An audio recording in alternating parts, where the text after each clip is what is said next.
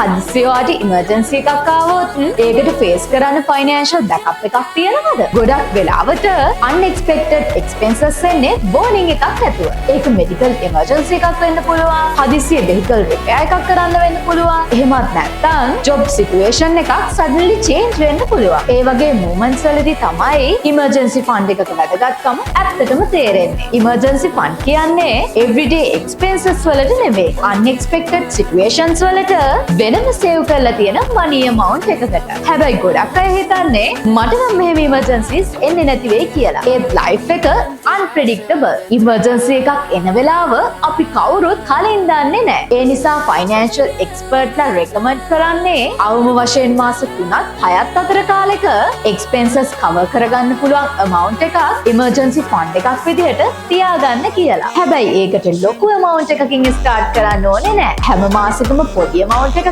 Save කරන්න පටන් ගන්න. සැලරි එක ලැබුණ ගමන් සේවිංග්ස් වලට මුදලක් ට්‍රේන් කරන්න. ඉමර්ජන්සි ෆන්ඩ් එක එවරිඩේ එක්ස්පෙන්සස් වලට යූස් නොකර ඩිසිප්ලින් එකක් මේන්ටේන් කරන්න. ස්ලෝලි බට් ෂුවර්ලි ඒ සේවිං එක ඔයාට ෆයිනෑන්ෂල් කොන්ෆිඩන්ස් එකක් බිල්ඩ් කරලා දෙනවා. ඒ වගේම ඔයාගේ සේවිංග්ස් ජර්නි එක තවත් ඊසි කරගන්න DFCC සේවිංග්ස් accounts සහ DFCC digital banking solutions එක anytime service manage කරගන්න funds track කරන්නත් future goals plan කරන්නත් පහසුයි. මතක තියාගන්න. emergency fund එකක් තියෙනවා කියන්නේ money save කරලා තියනවා විතරක් නෙමෙයි. ඒ කියන්නේ unexpected situations ආවත් panic නොවි face කරන්න පුළුවන් financial security එකක් තියෙනවා කියන එක. මේ වගේ financial tips තවත් දැනගන්න DFCC bank අපිව follow කරලා තියාගන්න.